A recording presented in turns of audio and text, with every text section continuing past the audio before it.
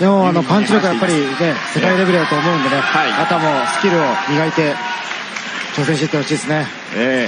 本人はやはり世界に行くボクサーっていうのは当然パンチに加えて技術というところが非常に大事になってくるんですと話していました。練習でもアマチュアのねトップ選手と一緒にスパーリングを行ったり、そういったいろんな引き出しを増やす作業というのを積極的に王座を獲得した後行ってきたというこの藤田です。決してね、大野選手が弱い選手ではなくてランキング1位というね指名挑戦者という中でのこの3ラウンドで倒し切るというやはり決定率の高さというのは前川さん、非常にこう会場を沸かせるね魅力ですよね。魅力のあるボクサーです。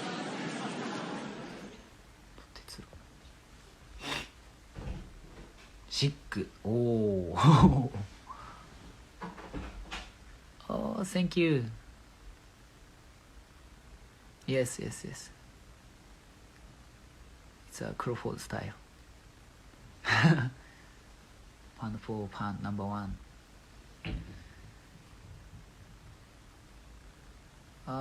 Thank you for watching from USA. ありがとう。こちら、ありがとう。It's personal between me and you, and I'm going to do you some serious harm, you big stiff idiot. The untouchable True School Sports Empire proudly presents something the boxing games are missing. Hey, what's going on? It's your boy BT, and I came here to talk some boxing with the thousands of True School Sports subscribers. Alright, so I've been very anxious to make this video. You know, we're developing a really great tradition here on True School Sports of a lot of things, and I think one of the many things that makes the channel great is that we love fighters from everywhere. But I would definitely say, like, of the American channels, I think I'm doing a pretty good job of covering and bringing you guys a lot of fighters from out there in Japan. You know, I love Japanese boxing. I think my love for Japanese boxing throughout the course of like covering Inoue Forward has actually grown in the last 4 to 6 months. So I'm learning a lot more about Japanese boxing every day, right? And when I was in Japan back in May, I had a chance to encounter a lot of different fighters. And one of the first, actually the first Japanese boxer that I ever interviewed in Japan, I also think happens to be one of the most interesting fighters coming out of Japan. And I wanted to talk to you guys a bit about him because I think he's worth talking about. And that's none other than Homura Fujita, you know, 11-1, 9 knockouts. He's currently the Japanese champion at 140 pounds. You know, he's had a very interesting career, and funny enough, right, shout out to my good friend out in Japan, my friend Joe. My friend Joe, who translated the Subaru Murata interview. Joe was a big fan of Fujita because Joe was an aspiring boxer himself, and he's kind of got me up to speed with Fujita when I was out there after I interviewed him and let me know why he liked him so much. And after researching him, there's a lot to like. There actually is a lot to like about Fujita. So first and foremost, let's start with this. Fujita turned pro in November of 2018, and you know, he made his impressions very fast in Japanese boxing. You know, first 5 fights, you know, he was a wrecking ball, nothing short of a destructive wrecking ball. Scored 5 knockouts in as many fights, so he was 5-0, 5 knockouts to start his career off. He competed in the very, very illustrious Rookie of the Year tournament. Now, for my American viewers, and you know, most of my viewers are American, so for those of you who don't know what that is, in Japan, and this is actually one thing I like about Japanese boxing that I kind of wish we had here in the States. Every year in Japan, you know, they have a tournament called the Rookie of the Year tournament where they pick a weight class and they have fighters from all the major cities in Japan: Nagoya, Tokyo, Kyoto, Yokohama, Osaka, all those places. They all in the tournament, and they all fight early in their careers. I'm talking about like within, you know, 7 to 10 fights or less. It's like very early in their career, and they duke it out and they fight each other to see who's the best. Well, Fujita competed in this tournament in 2019, and he got all the way to the final in his 6th pro fight, and he took on a fighter by the name of Kodai Honda. Now, Kodai Honda, you know, he lost his pro debut, won 4 straight to get to the final. Fujita was 5-0, who knocked everybody out in his path going into that fight, right? So, with that being said, this fight with Fujita and Kodai Honda is probably, I'm literally not exaggerating. It's one of the best fights I've ever watched, ever, in boxing. And I watch a lot of boxing from here in America at all levels. America, championship boxing, prospect level, even amateur boxing. I watch a lot of, all kinds of boxing, Japanese boxing, Spanish boxing, European boxing, British boxing, you name it. I'm doing what I can to watch boxing and be the best I can for you guys and learn about the sport. Because you'll never know everything about boxing, no matter how much you try and learn, right? But this fight was very exciting because Fujita, his style is very interesting. When I had a chance, I had the honor to talk to him, he mentioned that Terence Crawford, America's very own, the USA's very own, Terence Crawford is his favorite fighter, and Terence Crawford was a big inspiration for him to box.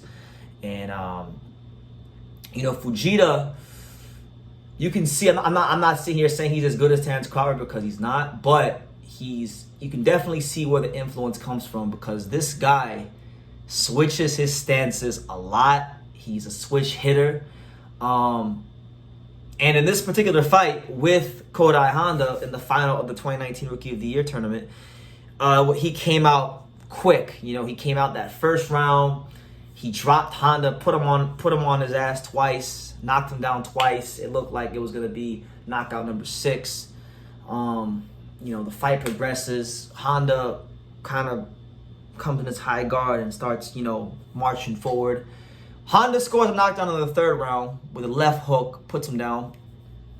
And then in the 4th round, he ultimately just puts Fujita out and stops him to give him the first loss of his career in the final, right? And Fujita went out on his shield. And even though he didn't win the fight, I do think there are such things as valuable lessons and valuable losses in boxing. And that to me was definitely one of them. And it was a great fight. If you never watched it, please do. So what was impressive about it is Fujita he's not one of these fighters, like he's not Naoya Inoue who boxed when he was a kid or anything like that.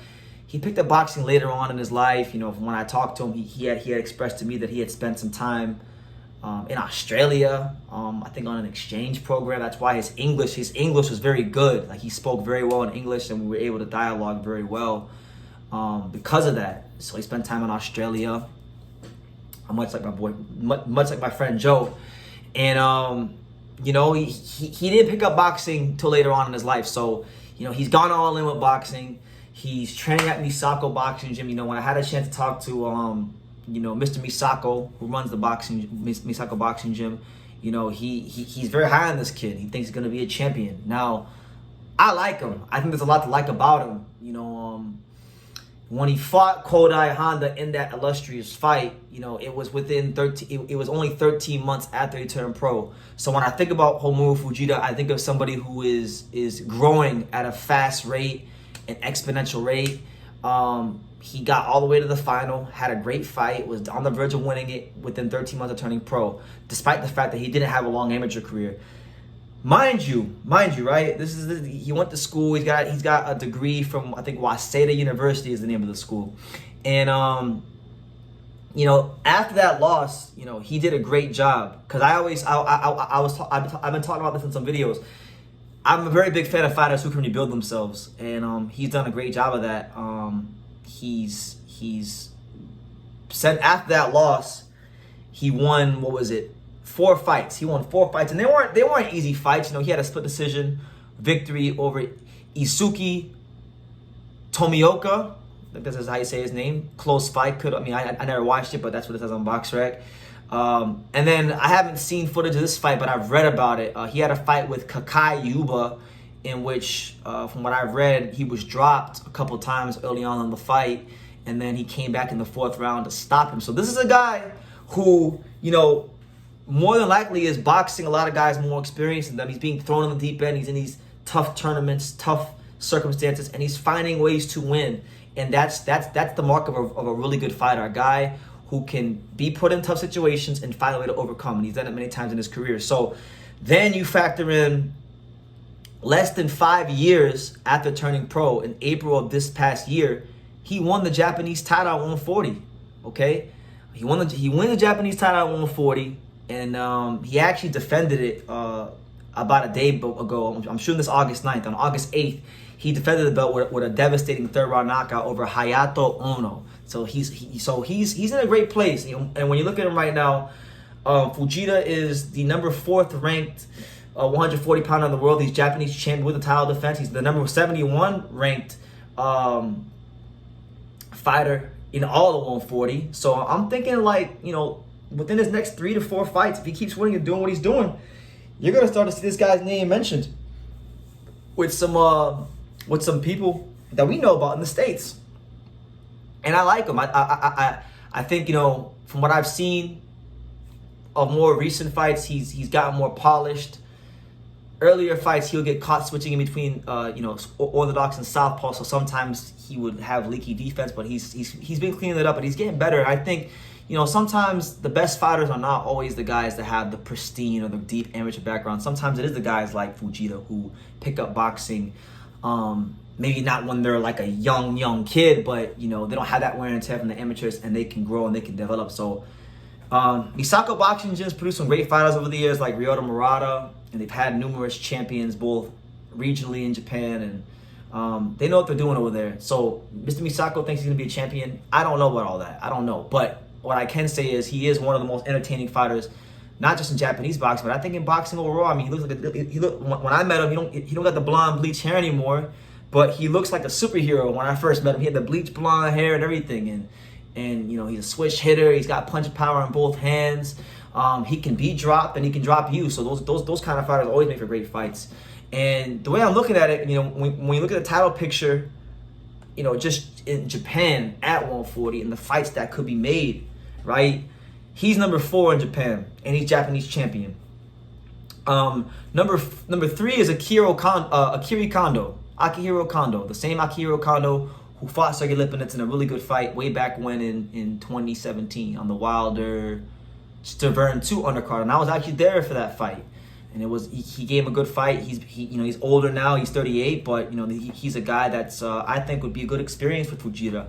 You got him. Number 2, you got Daishi Nagata. They're like stablemates. They're in the same gym, so I'm not sure if that's a fight that can happen, but you know, that'd be a good fight if it ever came off. And then the biggest fight you could probably get in Japan would be the number 1 ranked fighter from Japan at 140, and that would be Andy Hiroka. Now, Andy Hiroka, and I never really made videos about him, but you know, really good fighter. You know, 22-0, 17 knockouts. He's a guy that's, you know, been in camp with Stephen Fulton. He's a Ohashi gym fighter, southpaw, punching power.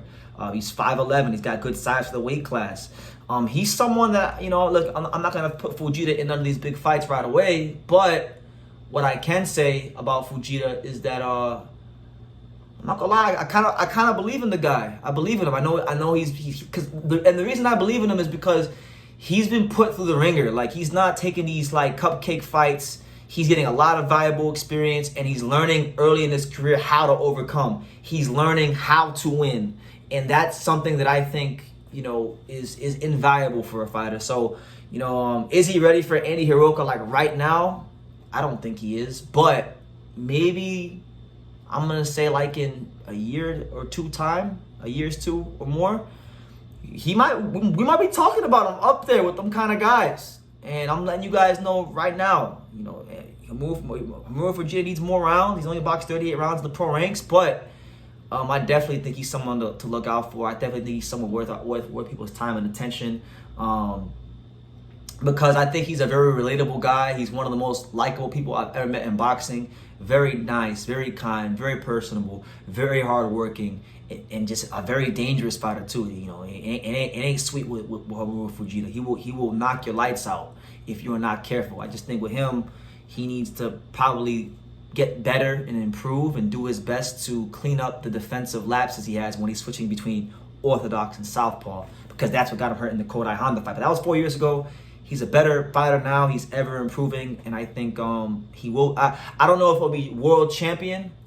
I don't think I even watched enough of him to make that kind of assessment. But from what I have watched and from what I do know, and from what I am learning about him, one thing I can say about him is he definitely has a lot of determination. He knows how to overcome tough situations, and I feel like he is going to be a guy that makes it to becoming a world level contender. He will be a guy when you go on Boxing Scene, when you go in governing body rankings, and you will see him in the top 15. His name will be mentioned with relevant 140 pounders, and I like him a lot. I like him a lot, to be honest with you. I like him a lot. So yeah, that's my take on Homura Fujita, a guy that I think, you know, for someone that, you know, he hasn't even been professional.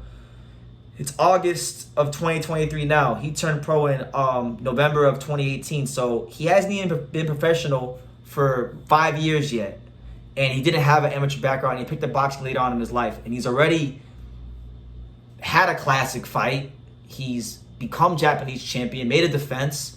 And he's already looking at being, you know, he's already a top, you know, 75, 140 pounder in the span of 5 years. So that's tremendous. What that shows me is tremendous growth, and it shows me that there's a lot of room to grow for a guy like that. So yeah, that's my video on Fujita. That's my little report on him. You know, the American version. I'm probably the only American channel who's ever talked about him, because unless you really know about Japanese boxing, you're not going to know about Fujita. But I feel like he's someone that, you know, my viewers should know, and I want to keep keeping an eye out for him to see what he does in these coming years, because you know, obviously Naoya Inoue has made a lot of noise in the USA and just everywhere in boxing as being pound for pound #1 in the sport. But apart from Inoue, there's a lot of good fighters in Japan that I feel like people aren't talking about or don't know about. Guys like Fujita, guys like Kento Hatanaka, even to a lesser extent, more like a Subaru Murata as well, who signed a top rank but still is making his name. So yeah, that's my take on Fujita. I'm looking forward to seeing what he does in the coming years, in the coming fights. And yeah, let me know what you guys think in the comments down below. Make sure you guys take the time to subscribe. And like I say in every single one of these videos, you can love me or you can hate me, but I'm just a kid from Daniel. So until next time, take care, guys. Thank you for watching another video on the untouchable True School Sports Empire. We're here at the Hatanaka Boxing Gym in Nagoya, Japan. And for more great videos just like this one, make sure you guys click right here.